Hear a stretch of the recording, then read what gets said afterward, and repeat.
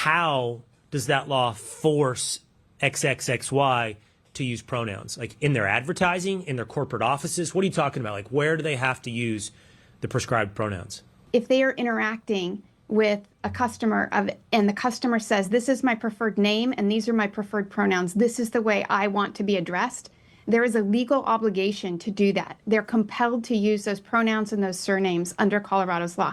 That's Welcome to Pegasus versus the World, where we take on challenges, comedy, trending topics, and some travel. City boy! City boy!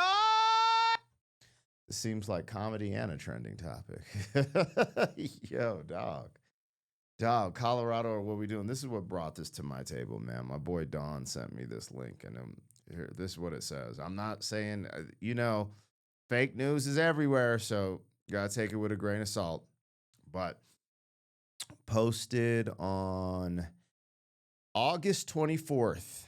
What's today? Hold on. Today's the 25th. Interesting. All right, let's go back to this. This is what I'm reading to you guys today. All right, posted on August 24th, 2025. Colorado Democrats passed and signed into law businesses are required to use preferred pronouns.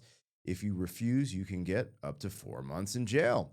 If they are interacting with a customer and the customer says, this is my preferred name and these are my preferred pronouns, this is the way I want to be addressed, there's legal obligation to do that. They're compelled to use those pronouns and those surnames under Colorado law. That's compelled speech, and the real kicker is there's criminal penalties for it. You can have prison time, jail time for up to 4 months if you don't abide by that.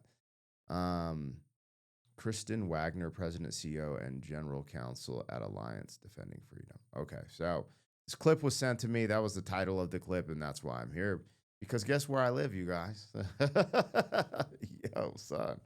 I live in Colorado, baby. Damn, man. Y'all making me look crazy in this hoe, man. What is this?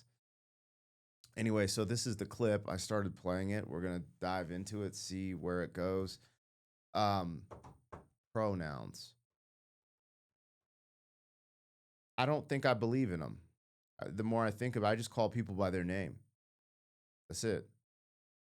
The unfortunate thing is, I've always been a very respectful person. I always call a person miss or what is it, sir? Yes, sir. No, sir. Yes, ma'am. Thank you, ma'am. And every time now and then I get into these interesting situations where I see someone, I can't tell what they are visibly, because they might have body parts of a woman and sound like a woman, but a face of a man. And because all this stuff going on, I just, I'm, like I said, I'm very respectful in the sense of like, hey, man, yo, what's your name type of thing. But again, people get out of pocket if you're like, yes, ma'am, and they're a sir. You know what I'm saying? Like people get super offended and da-da-da-da. And I'm not here to play these games. I'm just a respectful person. So immediately in most situations, I'm able to say, yes, sir, yes, ma'am, thank you so much, da-da-da-da. But a lot of times it's just thank you so much, boom, bye, right? But the pronoun things is like, I'm not doing that. I'm just not. I'll call someone by their name, I don't really care. People are going to be people, but this whole pronoun thing starts leading down the path of delusion, right? Where it's fine that you think you're this, that, or the other, but your biology would say something different, and that has real life consequences, right? You get in a car accident, you got to go into surgery. They need to know what you are biologically. And biologically, I don't think men should be competing with women in a lot of cases, and we're talking about physicality and in athletics specifically. So there's just a lot there. But this is the gateway, of course, to that. I don't think my take is controversial at all, but there are people that would take it to be super controversial and take it out of pocket. It's really not. It's really unfortunate that this is where we're at just in general with the public consensus. And you know the way people are right now. Hold on, I need to switch this up so we can. Yeah, there we go. Holla at your boy. Let's bring this back. See what's going on, bruh. This is my first recording of the day, so to wake up to this is insane for me. How does that law force XXXY to use pronouns? Like in their advertising, in their corporate offices? What are you talking about? Like where do they have to use the prescribed pronouns? If they are interacting with a customer and the customer says, this is my preferred name and these are my preferred pronouns, this is the way I want to be addressed, there is a legal obligation to do that. They're compelled to use those pronouns and those surnames under Colorado's law. That's compelled speech, and the real kicker is there are criminal penalties for it. You can have prison time, jail time for up to 4 months if you don't abide by this. What is going on? How do I not know about this? How do I not know about... I was about to say the same thing right now. I live here. Oh, actually, I did. It's called the dead naming bill. I did hear about this. It's called dead naming. Yeah. I talked about this with someone on Instagram as well. I did know about this. I just didn't know they were going to actually pass it. Because my whole thing is, it is unfortunate because Colorado is such a beautiful state. I've been here since about 1991, 92. This is home. Again, this is from a kid who's been in the military, traveled. My dad was in the military, not me, but we traveled all over the place, and this was where he retired. So this was the first place I called home. So I hold it very closely to my heart. But, bro, Colorado is wacky, dog.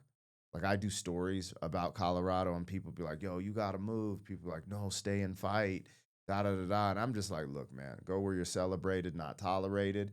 And also, I got to go to the best place for my family, for my kids, right? So I don't know what we're going to do. The next couple of years, as our youngest gets a little older, I'd like to travel and just have a lot more lived experience abroad. I don't want to live abroad, but I want to travel at the aesthetic where it's like we travel a lot. I want them to see other things. And then when it comes to slowing down with stuff like that, deciding where we're going to, set up base camp.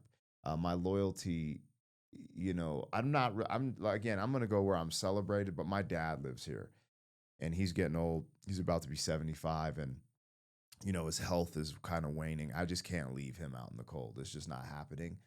So I'm going to be here at some capacity as long as he's here. You know what I'm saying? Like, that's just what it's going to be. So, I got to pay attention to this stuff. But again, I'm not really alarmed at this, but I am a bit, because when you think about the way they open the doors, it's always like there's just a crack in the door and then it opens, and before you know it's full blown and there's just chaos, and no one wants to take accountability for the current deficit in Denver right now. And when you look at that deficit and then look at the money allocation for our sanctuary city and the things they do under that guise, it's pretty messed up. All this stuff is kind of wild. I did a story on that dude, the transgender offender who, went and tried to snatch up some kids in the park, and they had to drop the charges because he was, not there mentally, which is like, yo, you ran into a park and tried to snatch up an 11-year-old and you're a offender. Okay. Just a lot of weird, wacky things are happening in Colorado. Now, I live in southern Colorado, which I would argue is a little bit better. There's less traffic. It's more in nature. It's a little more traditional friendly. Well, it's definitely shifting pretty dramatically as well. So I don't know. I can't call it, but this is pretty crazy. And I looked this up after my boy sent it on Twitter, because I don't like to watch things from Twitter on YouTube, because you never know when YouTube is going to get kind of funky with their guidelines. So I just play stuff that's on YouTube, because I'm like, YouTube, hey, this was on your platform. Don't get at me. You know what I'm saying? But anyways, this story, I couldn't find it anywhere. I couldn't even find it in like a Fox channel. This is Fox, but it's like I don't even know who this is. I never heard of him before. Will Kane or something like that. But I just searched it from what my homie sent me, and I was like, damn, this is actually kind of wild. But anyways, we'll finish this off and keep rolling. Y'all got to tap in the comments. Let me know what y'all think. I'm being a little stoic right now because I'm I'm just waking up. Like, this is not exciting to me. This does not make me want to laugh. Cry. It's just like, bro, what the? And this is one of the reasons, I'm going to play it and then I'll talk about it at the end. But yeah, you guys will know what I'm talking about. Abide by What is this. going on? How do I not know about this? How do I not know about this case? We need to put the bullhorn to this immediately. This is a 5-alarm fire. This is a free speech 5-alarm fire. You need to be on the Will Cain show on the Fox News channel today talking about this. This is insanity. Well, I got a whole lot more where that comes from. How?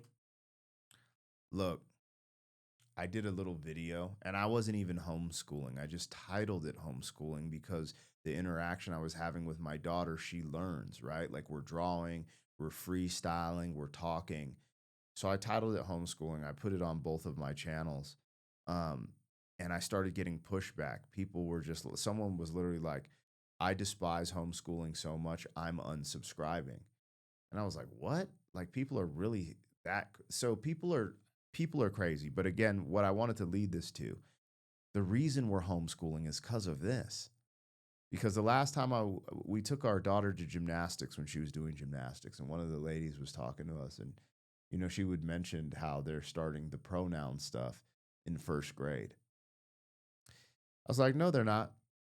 Not with my kids. I don't even know. I got to go research a little bit further, but from what I know with the Denver school system, fact, because Dawn's son goes to the Denver school system and got basically trapped in school at a drag queen story hour. He wanted to leave. He said he felt uncomfortable and they wouldn't let him leave because I guess the week before or 2 weeks before, they notified them that they're doing a drag queen story hour, and to opt out, they have to sign a paper. And since he didn't sign that paper, he can't opt out. So that's the type of things going on in the Denver school system that I could, adhere to or speak of from lived experience, because of Don. I should get his son on and talk about it, honestly, because people never believe you when it's just coming from you, But yeah, really crazy stuff. And I just want my children to learn the basics, the fundamentals, reading, writing, arithmetic, science, history. You know what I'm saying? Like, it don't have to be that serious, dog. Leave the rest of the teaching up to the parents. So I don't know. I don't know how people feel about this. I guess try to guard your state and be active in your politics. That's what's funny. The people who are active in politics are so wonky because they can make power plays. Like, this is a crazy power play, And this is what's funny, man. Like, you see stuff like this. I don't understand why the movement's so aggressive with the rainbow community versus, like, let's say the black community, because I start to see, the black community get a little agitated at how basically, I'm just going to keep it real. I'm not going to be in the victim Olympics, period. So I'm not speaking from that place. So before you go off on this stupid ass tangent in the comments, check yourself before you wreck yourself. I'm just speaking up for what I see in the social commentary and the trends. Okay? It's really simple. Black folks are being red-pilled because they believe that the LGBTQ, the rainbow community, and white women, typically white liberal women, have cut the line in, this whole civil rights concept, let's say, right? They feel like they're owed certain things for certain things. They have conversations about reparations, this, that, and the other. I'm not going to get into that right now. I'm not really on the reparations train in the sense of because it's like, I get it. I get both arguments. But fulfilling reparations properly would be really hard in the year 2025. But I do think there are ideas that I haven't really heard people talk about. But anyways, that's a whole nother story for a whole nother time. I understand both sides of the freaking conversation. I'm not saying one's right, one's wrong. It just is what it is. I think we should be more focused on the class warfare right now instead of these racial divides. But from what I have seen, the reason black folks are so red-pilled is because they're seeing this in real time through DEI, especially, that, where they felt they should be getting certain privileges or rights or, the head nod, the rainbow community and liberal women in general are the ones getting all the benefits of DEI and stuff like that. So statistically, it wouldn't show that the rainbow community is benefiting from DEI. Specifically, it's liberal women, you know. But again, in all of these systems, the person who's cast out the furthest is the black heterosexual male. When you statistically look at the way things are being done with DEI, all this stuff, you know, just a bunch of different things, the person being cast the furthest is the black heterosexual male, right? And then you got the white heterosexual male. That's what I'm seeing. So when you see males steering hard right, it's not really, it's just like common sense. Where else? They don't have anywhere else to go.